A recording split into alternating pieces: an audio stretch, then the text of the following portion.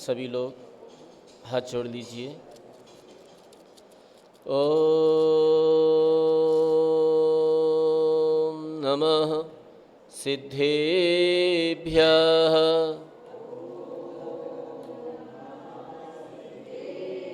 ओम नमः सिद्धेभ्यः।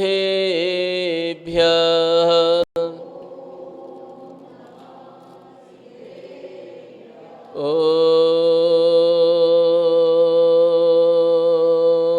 नमः सिद्धेभ्यः।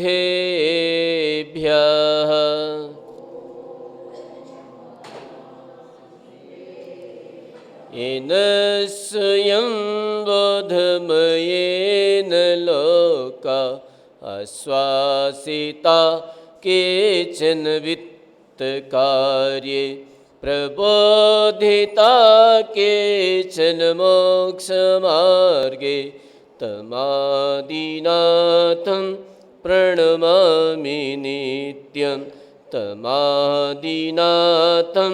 प्रणमामि नित्यं।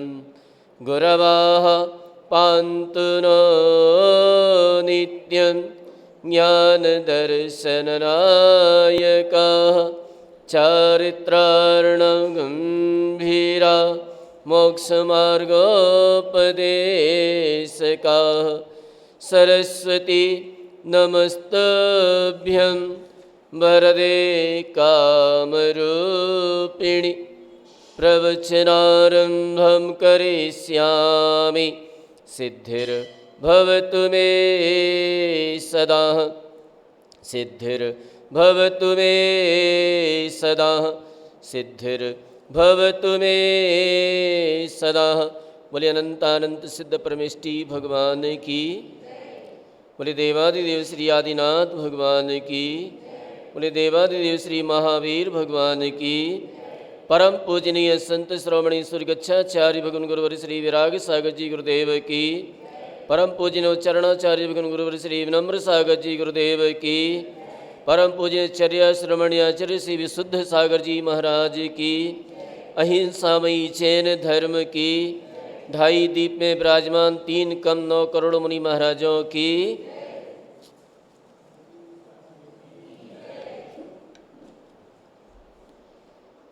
पूज्य गुरुदेव विराजमान हैं और उनके सामने कुछ बोलें, यद्यपि शोभा को प्राप्त नहीं होता, फिर भी उनकी आज्ञा और उनकी आज्ञा को शिरोधार्य करते हुए कुछ कहने का प्रयास करता हूँ। यदि आपको अच्छा लगे, जो बात अच्छी लगे उसे पूज्य गुरुदेव की समझना, जो खराब लगे उसे हमारी समझ लेना। आप लोग बड़े ही सौभाग्यशाली हैं, पुण्यशाली हैं। अब एक बात आती है कि आप लोग सौभाग्यशाली क्यों हैं, पुण्यशाली क्यों हैं आखिर? हमें तो लगता है कि पूरे भारत भर में वर्तमान में इंदौर वासियों से ज़्यादा कोई पुण्यशाली नहीं हो सकता। आखिर क्यों? कोई धन से पुण्यशाली नहीं होता, कोई वैभव से पुण्यशाली नहीं होता, कोई मकान दुकान से पुण्यशाली नहीं होता। कहा गया है कि सुतदार और लक्ष्मी पापी के भी होय, और संत समागम प्रभु भजन जग में दुर्लभ दोय। धन तो सभी के हो सकता है, पैसा सभी के पास हो सकता है, स्त्री पुत्र मकान दुकान ये सभी के पास हो सकते हैं, लेकिन वे लोग बड़े सौभाग्यशाली होते हैं जो भगवान की भक्ति में, गुरुओं की सेवा में, संतों की सेवा में तत्पर रहा करते हैं। कल एक चर्चा चल रही थी कि ये इंदौर इससे पहले सर सेठ हुकुमचंद जी के नाम से जाना जाता था, लेकिन अब ये इंदौर मनीष गोदा जी के नाम से जाना जाएगा। क्यों? आज हम देख रहे हैं कि इतना बड़ा कार्य जो करने जा रहे हैं, इससे पहले पंचकरण किया था और उसके बाद ये कार्य करने जा रहे हैं, मुझे लगता है कि इतना बड़ा कार्य संपूर्ण भारत में, संपूर्ण भारत की जैन समाज को देख लीजिए, ऐसा कोई व्यक्ति नहीं होगा जिसने व्यक्तिगत इतना बड़ा कोई कार्य कराया हो।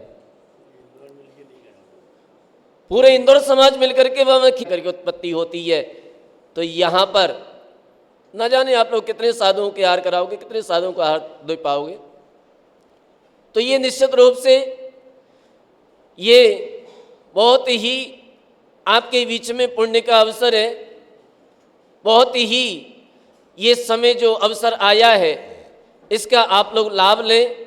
पट्टाचार्य महोत्सव आचार्य विशुद्ध सागर जी महाराज का होने जा रहा है, तो आप उसमें सभी लोग पधारें और साधुओं की सेवा में लगे। साधुओं की सेवा कहते हैं ना, आप लोग इतने साधुओं के दर्शन एक साथ कर पा रहे हैं। इससे पहले लगभग 50-100 साल पहले इतने साधु मिलते थे क्या एक जगह? मंत्री जी, झांझरी जी, इतने साधु नहीं मिलते थे। गोमटेश्वर में भी नहीं मिलते थे, गोमटेश्वर में भी नहीं मिलते थे। वो एक समय था जब अरहत बली महाराज 2000 वर्ष पहले अरहत बली महाराज जब यति सम्मेलन कराया करते थे तो उस समय लाखों साधु आया करते थे। 1 लाख साधु उनके सम्मेलन में आए थे। अब जरा विचार करो क्या हालत होगी। 1 लाख आदमी इंदौर में आ जाए, क्या हालत हो जाएगी। और जहाँ 1 लाख साधु, जहाँ साधु ही साधु दिखाई दें, अभी 400 ही देख लेना क्या कितना अच्छा नज़ारा लगेगा। तो जहाँ 1 लाख साधु उनके सम्मेलन में आते थे, इसके बाद किन्हीं कारणोंवश वह परंपरा समाप्त हो गई। यति सम्मेलन की परंपरा समाप्त हो गई। लेकिन बड़े भाग्यशाली हैं हम लोग बड़े भाग्यशाली हैं कि आचार्य विराग सागर जी महाराज के युग में हमारा जन्म हुआ। आज हम उनके युग में हैं और उन्होंने इस परंपरा को पुनः जीवित किया। उनके उपकार ये समाज जन्म जन्मांतरों तक नहीं भुला सकता कि उन्होंने इस युग प्रतिक्रमण यति सम्मेलन परंपरा को पुनर्जीवित किया, जिसके फल स्वरूप आज हम एक साथ एक स्थान पर 400 साधुओं के दर्शन कर पा रहे हैं। अगर वो इस परंपरा को नहीं लाते, अगर उनके मन में ये विचार नहीं आता, तो मुझे लगता है कि आज भी हम इतने साधुओं के दर्शन नहीं कर पाते।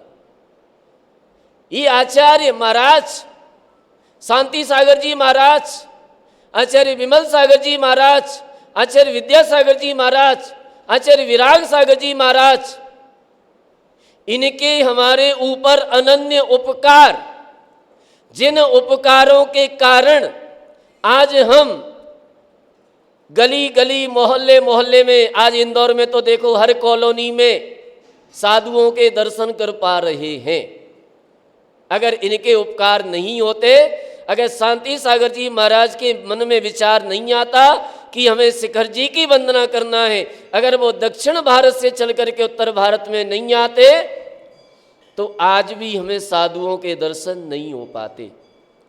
उनके मन में ऐसा आया जिसके कारण आज हम नगर नगर में, गांव गांव में, गली मोहल्ले में हर जगह साधुओं के दर्शन कर पा रहे हैं और उनके दर्शन करके अपने जीवन में असीम पुण्य का अर्जन कर पा रहे हैं। उनको आहार आदि दे करके हम अपने जीवन में पुण्य का अर्जन कर पा रहे हैं। अगर उनकी कृपा नहीं होती, अगर आचार्य विमल सागर, आचार्य विद्यासागर जी, आचार्य विराग सागर जी महाराज जैसे नहीं होते, जिन्होंने इतनी सारी दीक्षाएं दी और इतनी सारी दीक्षाएं दे करके इनके इतने साधुओं को उत्पन्न किया, जिसके कारण आज हम हर स्थान पर साधुओं का दर्शन कर पा रहे हैं, उनकी सेवा भैया वृत्ति करके हम अपने जीवन को धन्य बना रहे हैं। आप लोगों से यही कहना है, ये अवसर मिला है, हमारे आचार्य का अनन्य उपकार, उस उपकार को याद करें और आज हम इतने साधुओं को देख करके अपने नेत्रों को धन्य करें, इन चर्म चक्षुओं को धन्य करें कि एक साथ इतने इतने साधु हमें मिल रहे हैं। और ऐसी भावना जरूर भाएं कि हे भगवान, आज हमें 400 साधु मिल रहे हैं, आज हम 400 450 साधुओं के दर्शन कर पा रहे हैं। आगामी काल में हमें साक्षात तीर्थंकर भगवान मिले और तीर्थंकर भगवान मिलकर के उनका समोसरण मिले और उस समोसरण में बैठ करके हम और हजारों हजारों साधुओं के दर्शन कर सके, ऐसी भावना भाएंगे तो निश्चित रूप से आपकी भावना ये फलीभूत होगी। आज इन साधुओं के दर्शन, कल आगे चल करके तीर्थंकरों के दर्शन, रिद्धिधारी मुनि महाराजों के दर्शन। और एक बात ध्यान रखना, आज अगर इन साधुओं के दर्शन नहीं कर पाए, इन साधुओं के दर्शन नहीं कर पाए, इन साधुओं की भैयावृत्ति नहीं कर पाई, इन साधुओं की सेवा नहीं कर पाई, तो आगे चल करके आप चाहें कि हमें समोसरण मिल जाए, रिद्धिधारी मुनि महाराज मिल जाए, तो भूल करके भी नहीं सोचना कि मिल जाएंगे। पहले हमें यहीं से प्रारंभ करना पड़ेगा और यहाँ से हमने प्रारंभ किया है तो निश्चित रूप से ये पुण्य आपको अगली पर्याय में समोसरण में ले जा करके बिठाल देगा। फिर वहाँ पर आप हजारों साधुओं के दर्शन कर सकेंगे। इसलिए आज हम इतने साधुओं के दर्शन करके अपने जीवन को पुण्य में बनाएं, धन्य बनाएं। पूज्य गुरुदेव को हमें सुनना है। इन्हीं भावनाओं के साथ बोले महावीर भगवान की। ओरियंताणम